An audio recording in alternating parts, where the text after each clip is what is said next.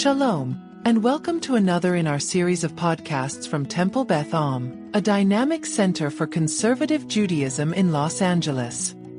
This is a recording of Rabbi Adam Kligfeld's weekly Rashi study class. We begin our study in the book of Shemot, chapter 12, verse 13. Hello to those who are listening to this potentially later on in the Temple Beth Am podcast series. Hello to all those who are going to be waiting until three stars come out Saturday night to do Kiddush. I already have a hand up. What does that even mean? I haven't. Diane and Larry, yes, what is your question on the verse we haven't read yet? No, do you really want to have a discussion about what you said as you came online?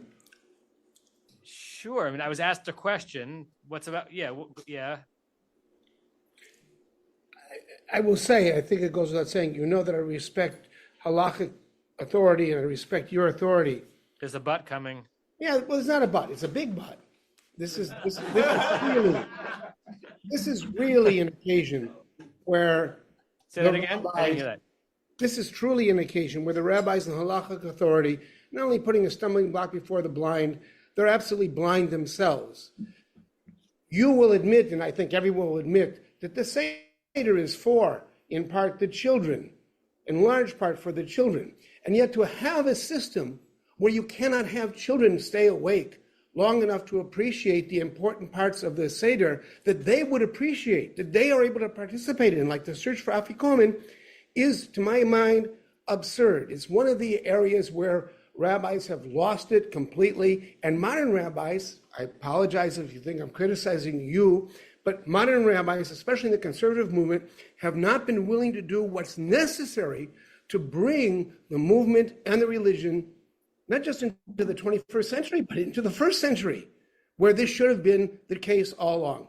Either we adjust the calendar so we never have Seder night on Motzei Shabbat, or simply say, for this one occasion, we do something differently. I understand the competing, I understand the halakha, I understand the limits of what's being done, but I happen to think that it's absurd, and it's like many of the ways in which laws of kashrut, for example, not only about Pesach, but in general, have been misapplied, in my opinion, to create a tircha, an incredible burden, and chase many Jews away from even the most basic practices that they should be following. Sorry, that's my diatribe, but on this issue, I'm really, I feel very strongly. Larry, speak freely. You are right. Most demographic studies say that the reason why we are exposed to the dwindling of the conservative movement is because of Saturday night Pesach and how late the Seder begins. If we change that, our shuls would be filled. We would never have to search for a minyan. Listen, of course you have a point on some level, and I agree with you in the realm of kashrut. But I agree with the principle. I disagree with the critique, because of course every family, rabbinic or not, should do everything they possibly can as the sun is still, is only 80% through its arc on Saturday afternoon to get their children involved in the Pesach. You can do your skits. You can sing Chad Gadya. You can. What did I really want as a kid at the Seder? Was I really wanting the discussion of the four rabbis in Bnei Brak? No, I wanted Chad Gadya and Chad Miyodea and shtick with my grandfather writing skits. Do all of that at Saturday at 6 or at 6:30 or at 7 or at 7:30, and at 8 o'clock, go back to page 2 and do Kiddush with Yaknahaz, and with respect, one night a year, if you can lambaste the entire rabbinic system for being retrograde, one night a year, have your kids stay up till 8:45 p.m. That was the most exciting thing for me as a child, that I could stay up later on Seder night and the other nights. There's also critique of parents who are too slavish in their own relationship to their kids' bedtime, and I was pretty machmir by my kids' bedtime. So it's both here. I'm not saying sit and do nothing and spend all day Shabbat studying Torah and then don't do anything until the Seder comes. But if you want to do a Seder lahalacha, you cannot diminish Shabbat. How about this? It doesn't even work functionally. If you said Kiddush or did these mitzvot before Shabbat begins Saturday night, you haven't done anything, literally. So you'd have to do them again anyway. This is maybe sound like a strange analogy. I was meeting with a wedding couple yesterday, not a member of the synagogue, who were sent to me. They asked me about the following situation. They're getting married in wine country in September on a Saturday afternoon at 5:00, and they wanted to know, what parts of the Jewish part of the ceremony should they consider doing before Shabbat.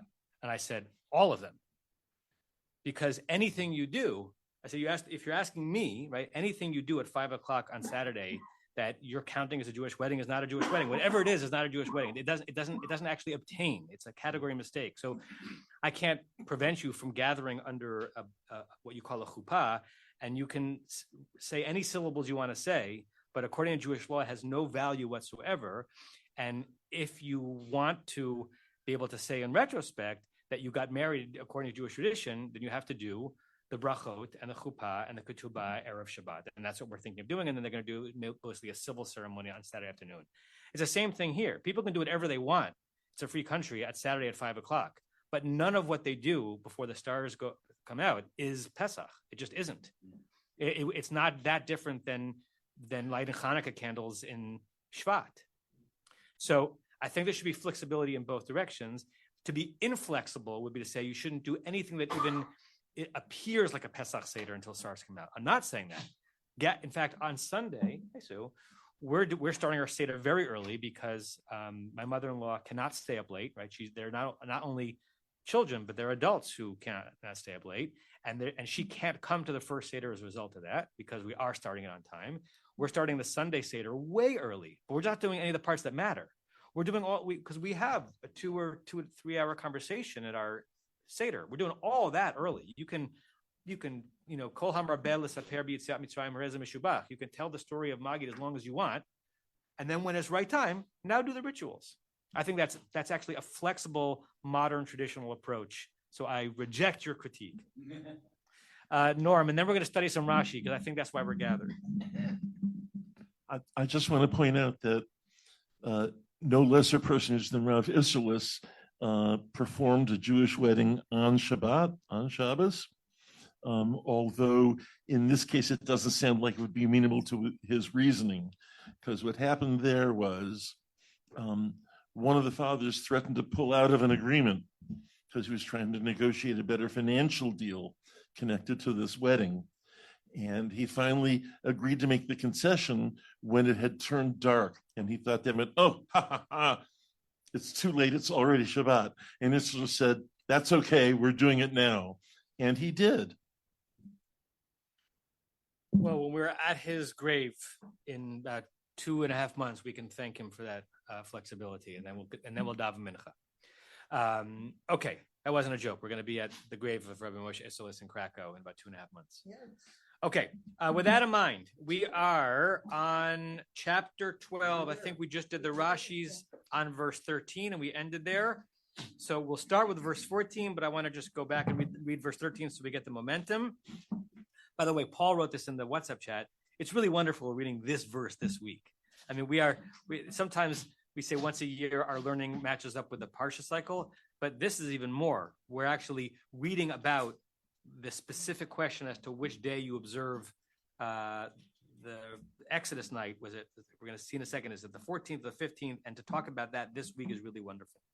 Verse 13 was, V'hayah hadam lachem la'ot. The blood will be for you as a sign. Al habatim, upon the houses, asher atem sham, in which you are.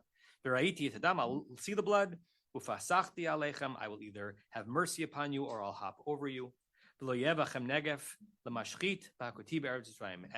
as I smite the land of Egypt, they will not be amongst you any destroying plague. And we talked about how Rashi read this as saying that it's comprehensive in both directions. If you're an Egyptian, happens to be an Israelite home, you're in trouble. And if you're an Israelite in a non-Egyptian home, you're spared. Okay, we don't want to go back into it, but that's what he pulls out of it. Now we're reading verse 14. And Baruch HaChozer. Alan, you want to read verse 14? I can't do any Rashi, but I'll read 14 for you. Okay, need a microphone. Can someone take that microphone off the stand? Why can't you do Rashi? Oh, you don't. of Sfaria. But start with the verse. Let me start with the verse. Okay.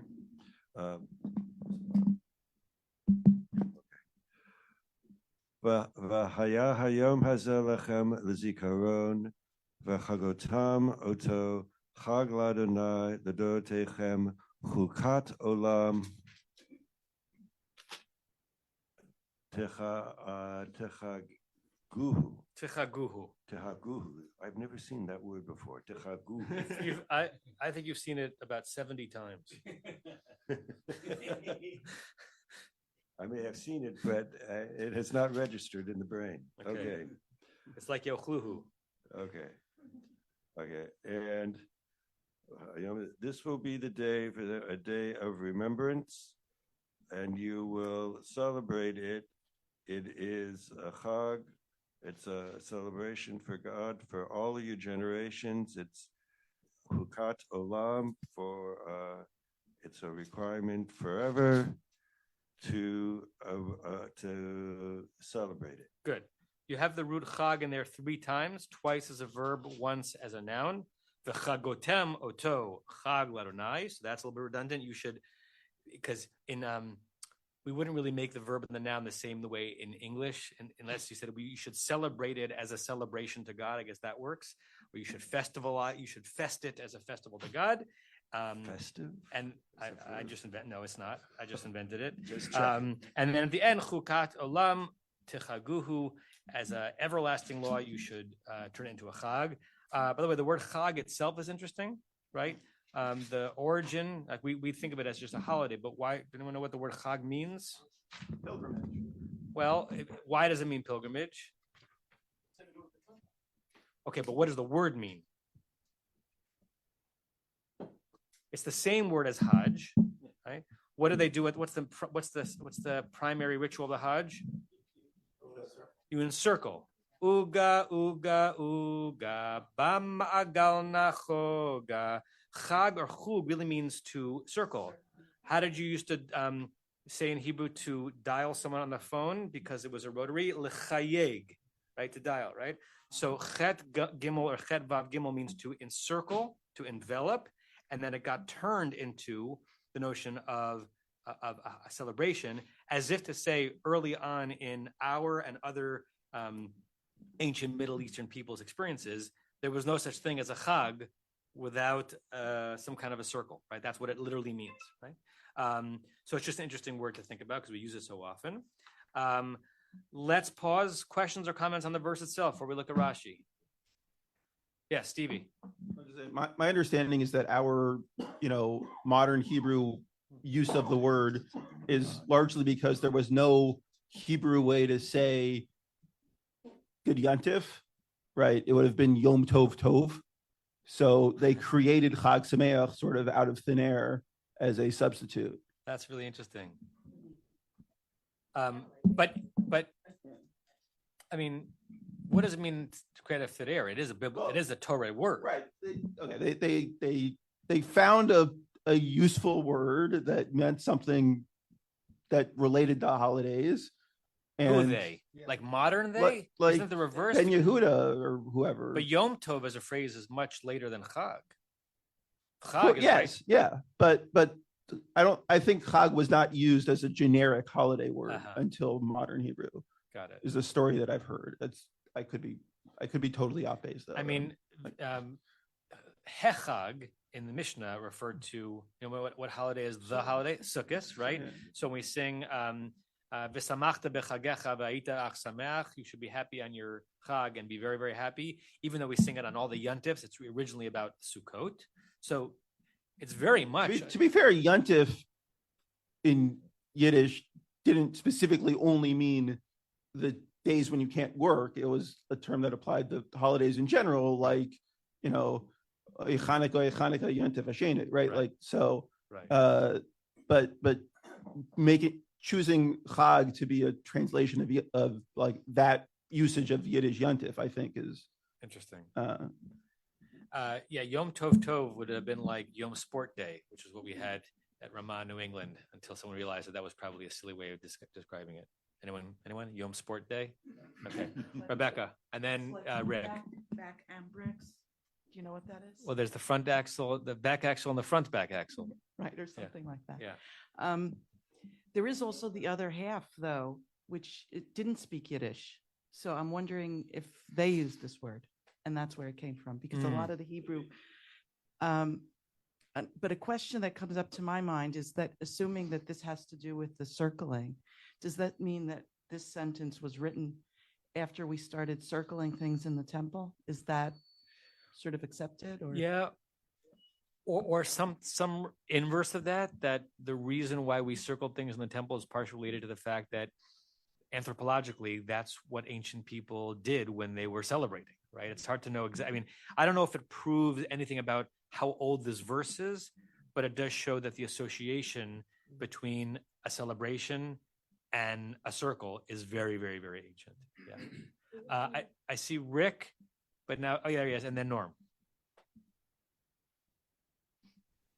Hello. Hi. So, I wanted to bring up Lidorotechem. Okay. It's got two trope on the same word, which is what I call ta'amayim, and Nice. I don't think I've told you yet, Rabbi, but I talked to Rabbi Chorny about it, and I was going to write to the Journal of Synagogue Music. I already applied to the Hebrew Academy to get ta'amayim to be a new word, to coin the word, because it doesn't exist. Ta'amim exists. Yeah. Yeah. So this is an example of that where God or the rabbis or whoever put two trope on the same word. They didn't have to. They could have used all sorts of other ways to vocalize music, make a musical, whatever. So in my mind, it's really bringing emphasis to the generations part. You didn't, like you were saying, there's redundant things in there. Lezikaron could have worked just fine, but the fact that it should be in each generation, and you could go off of that, each generation defines it the way they want to, all that kind of thing. But the fact that the two trope are there, I think, is significant.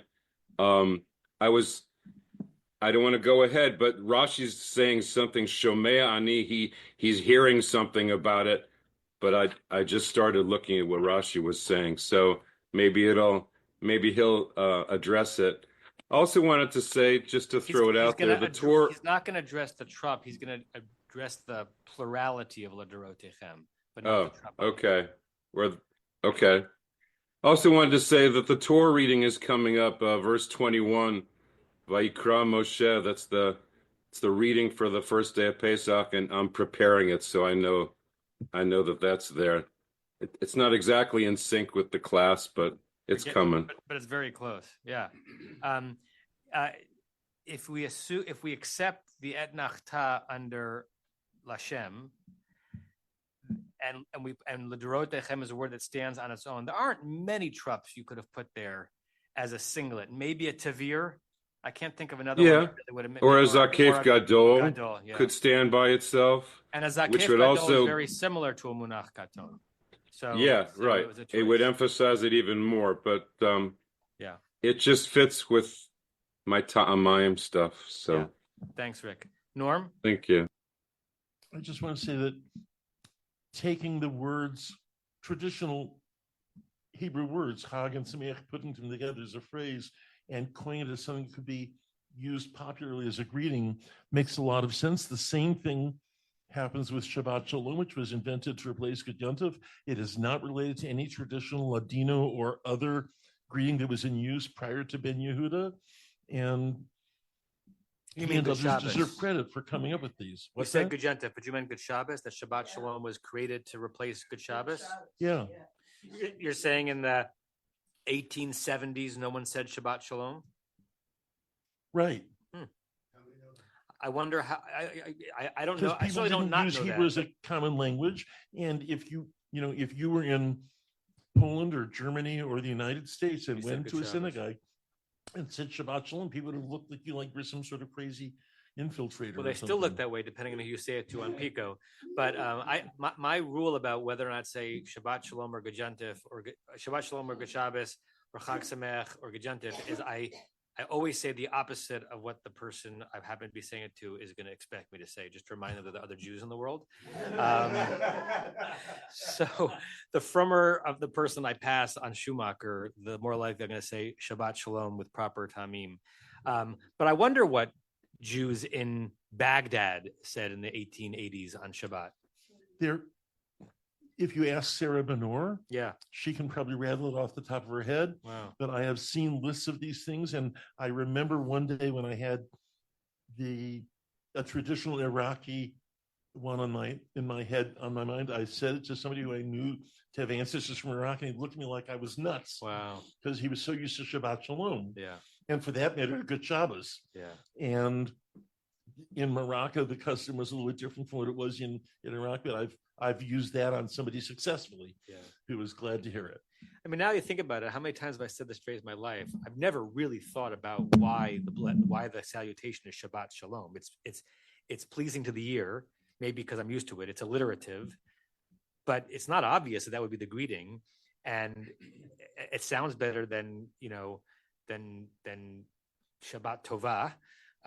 But it's interesting to imagine how that came to be. Thank you, Norm. I see other hands up, so let's go around clockwise. Rebecca and David. Wikipedia actually has a section called Jewish greetings, but they don't list the Sephardic. But I thought it was interesting that we have Chag Sameach, and then also in Hebrew during Chol HaMoed we have Moed Tov or Moadim L'Simcha, and then in Yiddish we have Gut Yantov, Guten Moed, Guten with an N, with a Nun, Guten Moed. Right, thank you. And this is exactly the moment to praise Rabbi Ari Lucas, whose revolution is still in its very early stages to turn Chagim Uzmanim L'Sason, which is a mouthful, into Chaguzel. So Rabbi Lucas, if you're watching on Facebook, we're fighting the good fight for you. Right to the guys that Rick is writing. I know. Chaguzel. Yes, David. This is regarding the Chag. Yeah. You're correct about circle. And we can say an airplane is circling Chag, up in the sky. Really? We say that. And also the word Hajj in Arabic came from Chag. A lot of Jewish words where you go to Mecca and you're circled the Kaaba. The Kaaba, right. Exactly right, David. Title, you're Hajj. David, remind me, your Sephardi background? Yes. Which country? My family's from Egypt. From Egypt. Do you have any memory? I mean, this is already later, 20th century, but do you have any sense of, like, how did people in Egypt greet each other on Shabbat? Was it Shabbat Shalom? Shabbat Shalom. But I mean, it's already, so whatever Ben Yehuda did, it eventually spread also to some of the Arab lands. Interesting. You don't believe it? What do you not believe? Hold on, I need a microphone. If you're gonna talk about your heresy, I want you to do it on a microphone. I know nothing about what I speak, but it seems to be unlikely that this was invented in the late 19th century. Just a feeling. All right. Yes. On the fifth race at Aqueduct? Leonard. Microphone. Alan, aren't you glad you came back so you could do a lot of reading today? According to the dictionary here, the word chag, meaning to make a circle or to move in a circle, is actually in the Bible. It's a hapexagomenon in Job. There's a root where it's used to encircle? To circle. Yeah. What's the verse? 26:10. In Job. Let's see. Job 26:10. I'll pull it up on the screen. Meanwhile, I'll just say to Rick that this is part of the Torah reading that we already did for Shabbos HaChodesh. So, right. And where that finished is right where we start on the first day of Yontif. And then where we finish on the first day of Yontif is where we start on the first day of Chol HaMoed. And where we finish on the first day of Chol HaMoed is where we start on the seventh day of Yontif. So it's all continuous. Look at that. Well done, Leonard. I mean, well done dictionary, but also well done, Leonard. Chok Chag al Pnei Hamayim. It's clearly whoever is this referring to God? Yes. God is not celebrating upon the waters, but is translated as compassed the waters with bounds. So like encircled, encompassed. That's how it's being translated. It compassed the waters with bounds. Al ad tachlit or im choshech, as the boundary between light and darkness. So good. There's a use of the root of the verb chag in the Bible, not meaning to celebrate. Wonderful. Thank you, Leonard. Rosemary. I think it's again linguistic problem. Hug in English we write H-A-G. We can say Hajj or hug. So that's one thing, but that's for joke. Right. But circling exists even in Indian wedding, traditional wedding. Yeah. They have to turn 7 times around. And in Sufism, they have people dance and say the poems, and they turn so much that finally they are in higher level of spirituality. Yeah, dervishes. Yeah. So. Oh, Matt just raised his hand triumphantly. So whatever's coming, it's gonna be good. that wasn't this. That was almost Elon Musk like. Yeah. Sorry. All right. So a guy named Philologos calling himself closer to your mouth, or Philologos in forward says the expression Shabbat Shalom is neither modern nor secular in origin. It originated in the Galilee in the city of Sfat, in the mystical circle of the renowned Kabbalist Isaac Yitzchak Luria. They had many unique practices, blah, blah, blah. Let me get to the point here. Anyhow, that's where it comes from, according to this guy. That's a great article. That piece, the Philologos, it's just good stuff. If you like word stories, word history, etymologies, it's great stuff.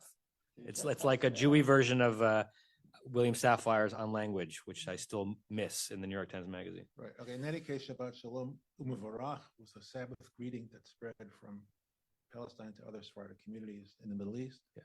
Shabbat Shalom U'Mevorach. I've had this conversation at length with Alan Weinstock's brother Leo, who is a real makpid when it comes to language. Shabbat Shalom U'Mevorach makes no sense grammatically because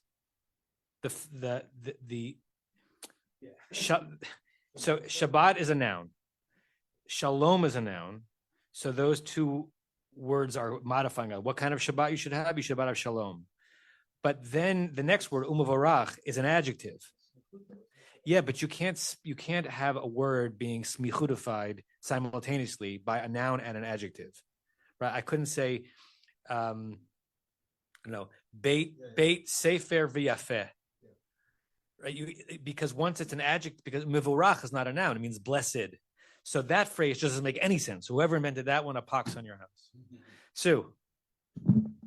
Has anyone else seen the Modi comedy bit? Shabbat Shalom. Umvorach, yes. And then the Ashkenazis are Shabbos. He talks about the enthusiasm of the Sephardic blessed greetings. Totally. Okay. I've never heard the story about Shabbos, but I have heard about Chag Sameach. Alan, let's look at a Rashi. Once I get the phone. While Alan reads the Rashi, or before he does, this is going to be a classic one-word Rashi where you have to figure out what he's asking because it's not obvious. It's not obvious from his answer. Okay. V'chagotam oto, yom shehu lecha l'zikaron. No. One above that. One above that.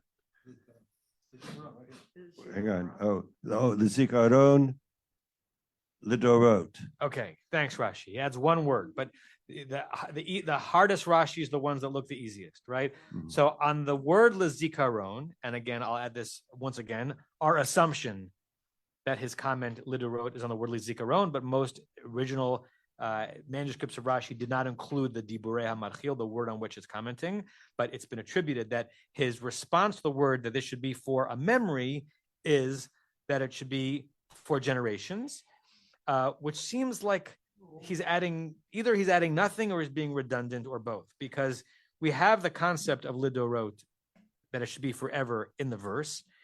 Why he feels the need to specifically attach the notion for memory, for as a memorial for generations, is unclear. I mean, it's now clear to me after I've pursued it, but it's not immediately clear. So does anyone want to give a supposition as to what question is he asking, such that the answer is L'Dorot? Stevie.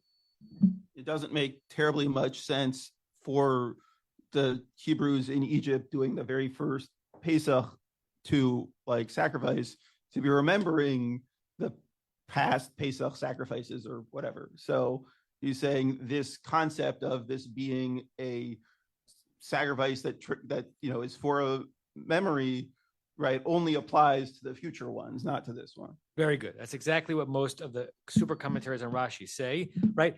At this point in chapter 12, almost everything we've read is about that night, not about the future. It's about that night, right?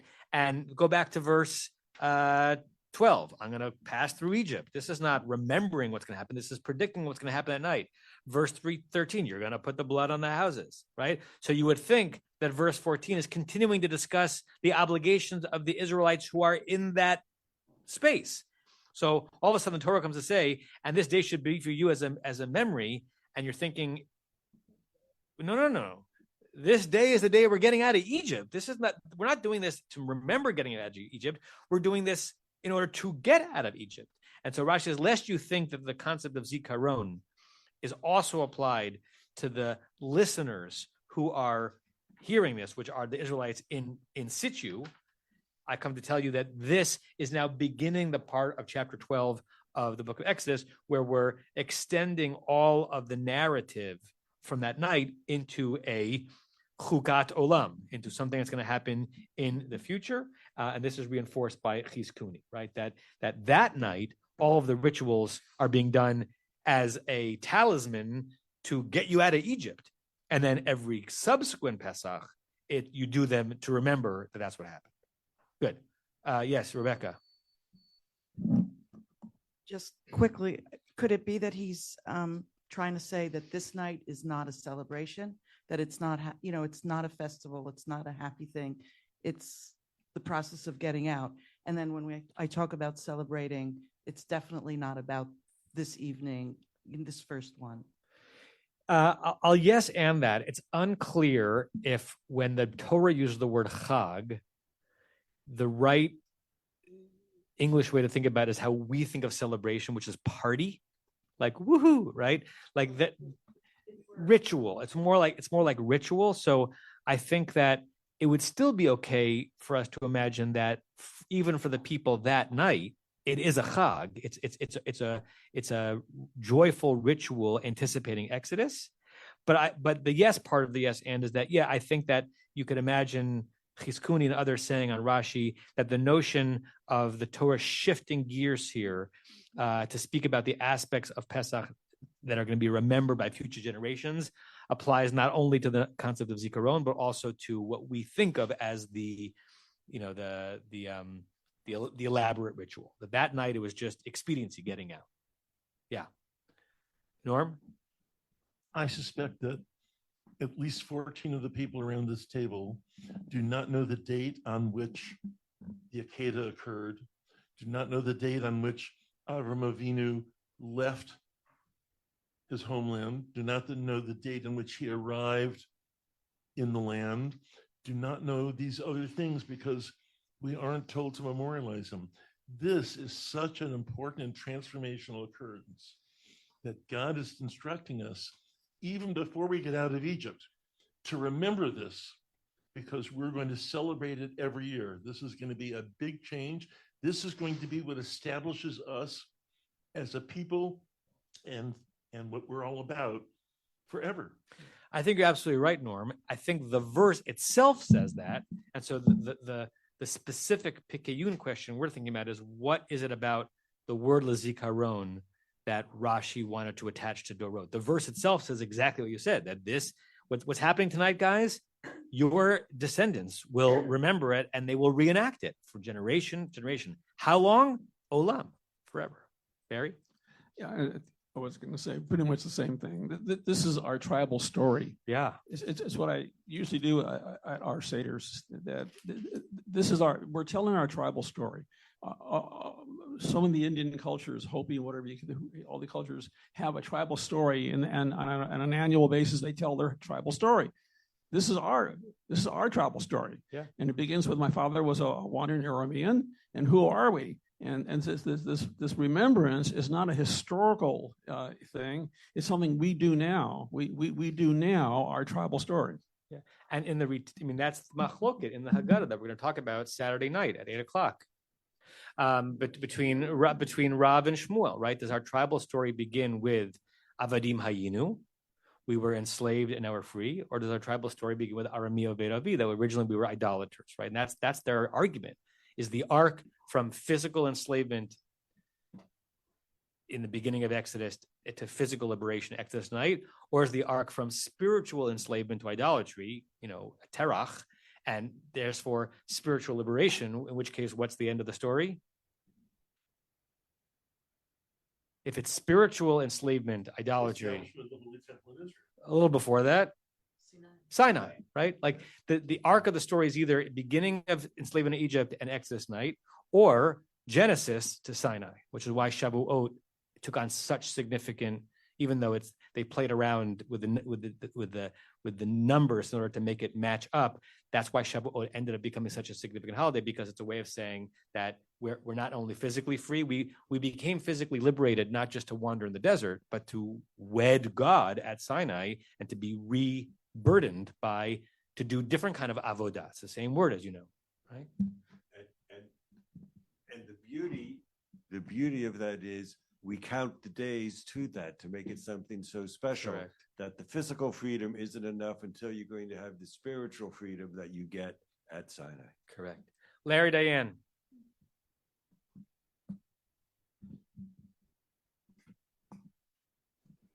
I take a slightly different approach to this, and one that I think I understand Rashi's question, but I answer it slightly differently. So first of all, I want to make one comment about the translation of the word lezikaron, okay?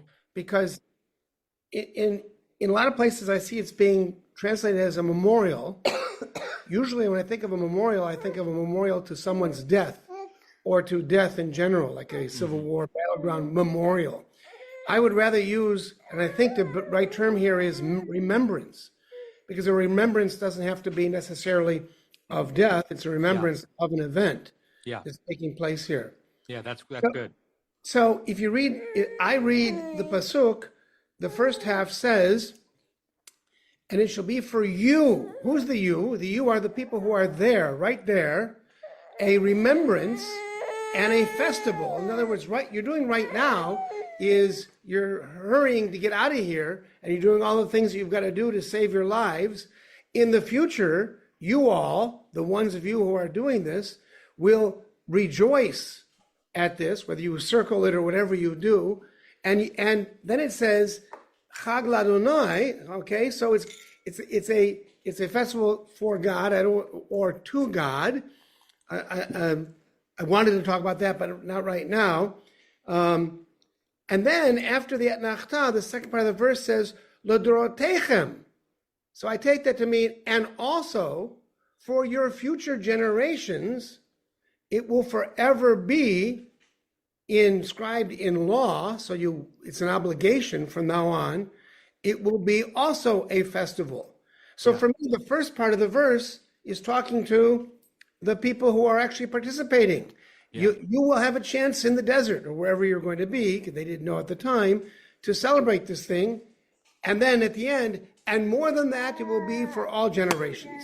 And Great. I mean, you and Rashi are responding to the same sensitivity in the verse. You're just reading it differently, which is wonderful, right? Exactly. No, exactly. The reason why you are saying that the shift to the future begins at the Etnachta, right? That is the same reason that Rashi says, since you might think that, right, I'm going to tell you no. Lezikaron is also Ladorot. lest you think that Zikaron goes to that generation. So you're responding to the same like tiny little speck on the record that's making it the verse not worse. You're just reading it the other direction.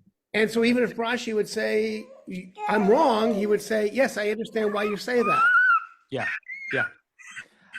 Barry, and then Stevie, and then Sue. Is that a hand? Okay. Going to the hug as a circle, envisioning the Shangbone, we sitting around this, we're circling the holy symbol.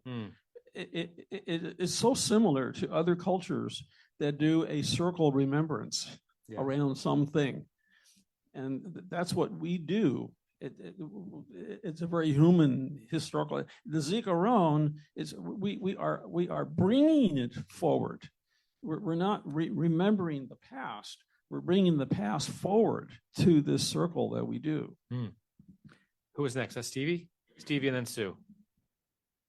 Norm, you got a microphone right there. Just at the beginning of Bo, back in chapter 10, Moses tells Pharaoh that like we're all leaving, right, to go to the desert for 3 days because Chag Hashem Lanu. Right. So here it seems like that Chag Hashem, well now it's Chag Lashem, is like been moved right from, we don't know what time that was intended to be, but it's no longer something we're doing out in the desert. Like the Chag Hashem is this. Nice. And in that encounter, right, like the Chag Hashem Lanu was a pretext. It was a negotiating tool. Maybe. Or maybe not. Yeah. Sue, you got to vote for the Shlovovitz Museum. You and Ofer, I don't have your votes yet. Oh, okay. We just got back from Israel. We were a little out Welcome of it. back. Thank you. But seriously, there's but I don't care where you were. You got to vote for the Shlovovitz Museum. I don't even know what you're talking about. It's not wrong. In this translation, I don't know whose translation is, but they very clearly twice translate for Chag Ladonai, they say a feast to the Lord, and then later they say it's where Tichaguhu.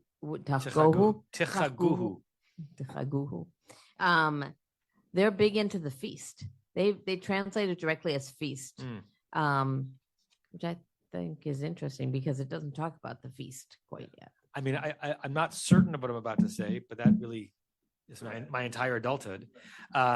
Feast and festival are probably the same word, right? So I don't know which is the tail and which is the dog, but it's probably the case that in the same way that in English feast and festival are related, that in Hebrew chag meaning consuming a meal and chag meaning the ritual around at which you're going to consume the meal are probably very, very close concepts. Yeah. Okay, let's push on because we got to need more than one word of Rashi here. So v'chagotem oto.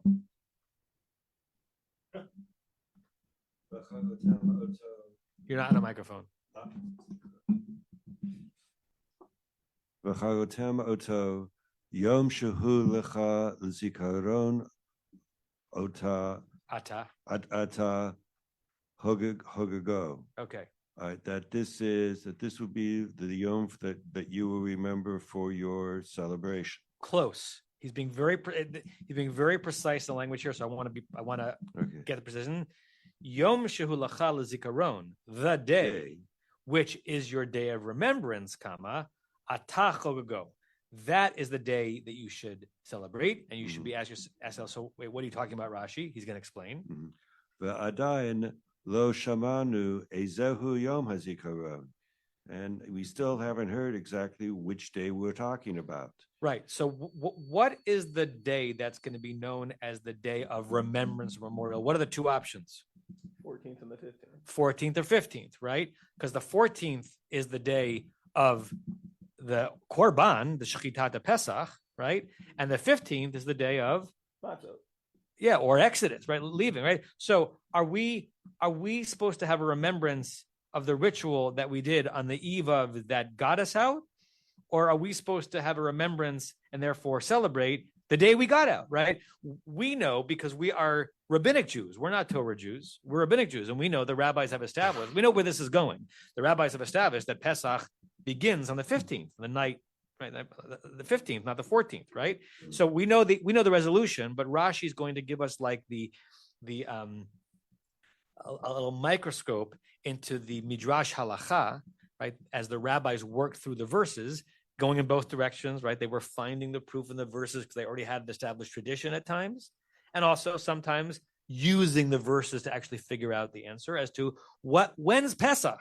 We know when Pesach is, but Rashi is reminding us that in real time they didn't know when Pesach is. And you could have made a really interesting argument. We should observe Pesach on the 14th of Nisan, as on the very day that the Israelites were given the commandment to do the ritual. So all that is built up is Adayin Lo Shamanu. We, the readers trying to put ourselves back into that moment, have not yet heard which is the day on which we're going to have a festival. Okay, and again, all this is he's basically culling and reducing material from the Mechilta. Mechilta is the halachic midrash on the book of Shemot. And again, as you read the Mechilta, you kind of see the strands of the rabbis conveniently, brilliantly, but conveniently finding the verses to reinforce what was clearly already their observance pattern. And at times, you're actually seeing the reverse. You're actually seeing them put the verses together to create or to determine what the law should be. Okay, Talmud Lomar. Is it Talmud or Torah Lomar here? Is it Talmud? Talmud Lomar. This is what teaches us. Yeah, the Talmud Lomar does not mean the Talmud. It means that it comes to teach us to say, referring to sometimes verses in the Torah, right? That when the Midrash refers to the word Talmud, it doesn't mean the Talmud, right? In the same way that there's another one like that.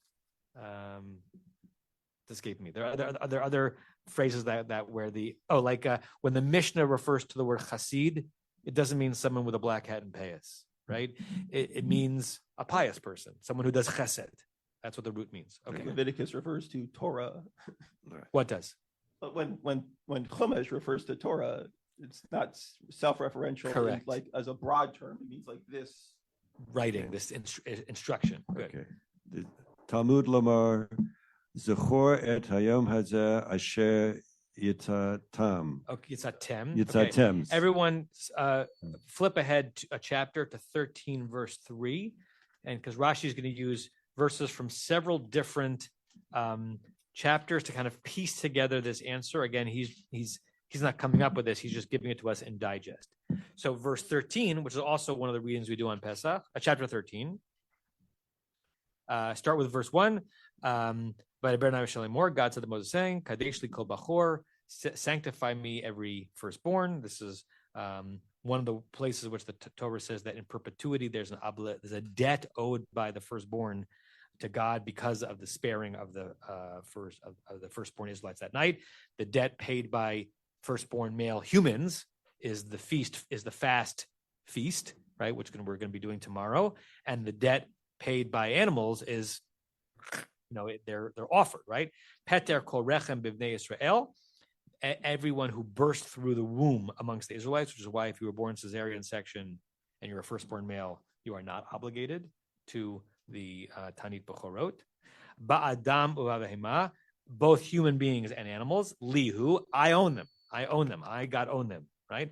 Vayomer Moshe el ha'am. So Moses heard that and said to the people, Zachor et hayom azeh asher yitzatem mimitzrayim. Remember, that's the root we have in our verse, Zikaron, this day, which you left Egypt. So Rashi is quoting this verse to make what linkage? The linkage between Zikaron and leaving. Because the question was, is the Zikaron the shechita of the offering that made the leaving possible, or is the Zikaron leaving? Rashi says, quoting the Mechilta, now back to the Rashi, we have this verse that links Zachor at Yom Hazeh Asher Yitzatem. Lamadnu Sheyom Hayitzia Hu Yom Shel Zikaron. So we've made the first connection in the little building we're going to build to answer the question. So first we've connected Zikaron to Yitzia, remembrance to leaving. Yom Yatzu. But wait a second, at least at this point in the text, we don't know on the calendar the exact day they left. So now we've linked zikaron to leaving. Now we have to link leaving to a certain day? date, so we know which day the chag, which is for the zikaron, should be. This is all really the material in Mechilta, which ends up in the Pesach that we're going to observe in a few nights, being on that particular date on the calendar. And this, by the way, is a very rabbinic thing. The first, 4 or 5 or 6 pages of Masechet Megillah all have to do with the question as to what day you read the Megillah, because we know we read on the 14th of Adar, but it wasn't 100% clear, right?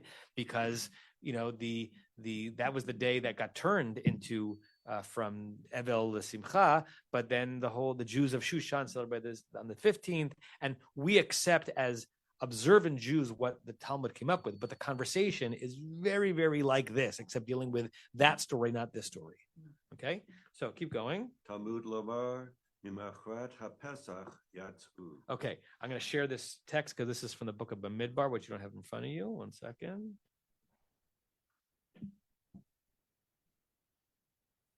Okay. Chapter 33, verse 3 of Bamidbar. Let's make it bigger so you can see. One second. Come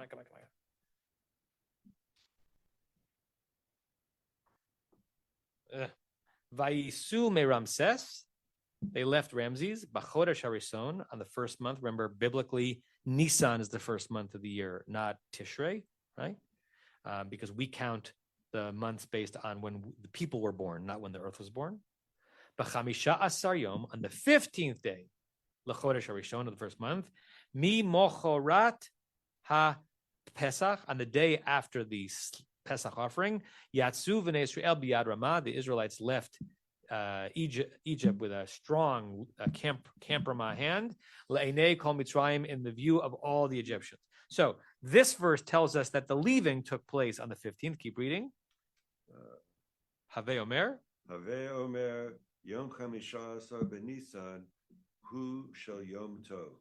Okay, so therefore A plus B equals C, right? That if Zikaron is connected to Yitziyah, which we learned from the verse in chapter 13, and if in Bamidbar Yitziyah, the leaving happened on the day after the offering, Mimocharat HaPesach, it tells us that it's the 15th day of Nisan, which is the Yom Tov. Interesting that Rashi is using the word Yom Tov here, not Chag, right? So already, I hadn't picked up on that earlier, particularly with your comment, Stevie, that by 11th century France, what turned into the Yiddish Yontif was already a Hebrew phrase, Yom Tov.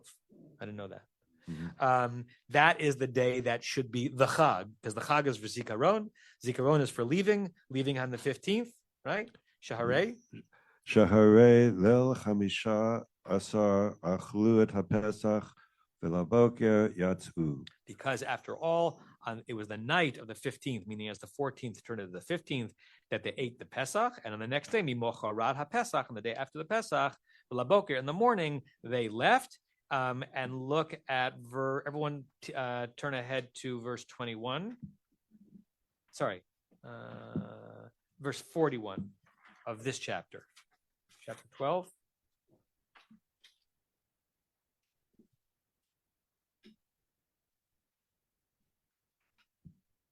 No, hold on a second.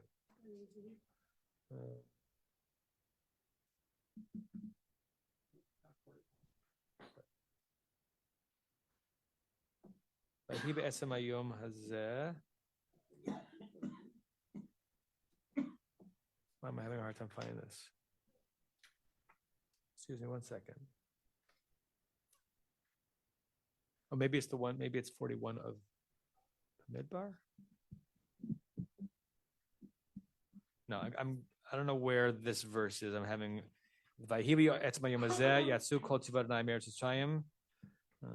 that's not verse 41 of chapter 12. It is not. Why can't I find this verse?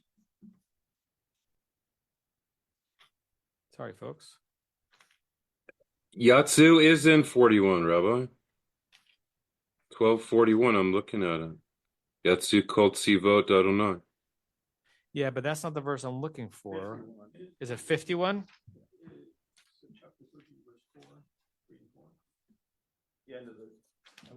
Sorry, yeah. Go to chapter 12, verse 51. Thank you, Stevie. Vayehi, and it was be'etzem hayom hazeh, on that very day.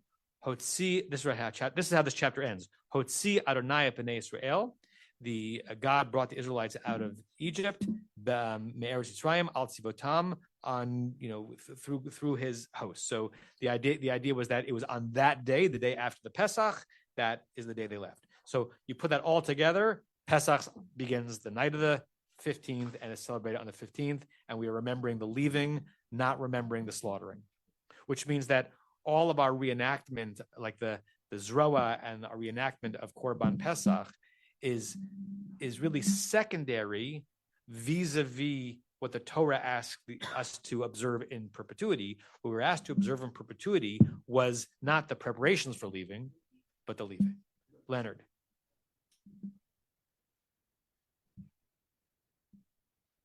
So the sacrifice took place on the 14th at night. And then in the 14th at night. Afternoon. It's the sacrifice is in the afternoon. We eat it at night. The sacrifice is in the afternoon. Okay, because I thought if the sacrifice is at night, then you're leaving on the same day.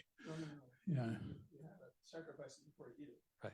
So the sacrifice takes place during daylight hours of the 14th of Nisan, Erev Pesach, essentially, what we would call Erev Pesach. Norm and then Barry. Two things. One is we always think of the evening and the morning as being the day that is from sundown to sundown is the 15th. But Rashbam feels like really it's more like a midnight to midnight day.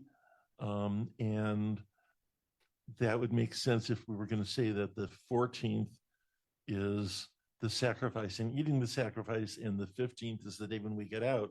So the 14th might be Chag HaPesach, and the 15th with the rest, and the following week would be Chag HaMatzos.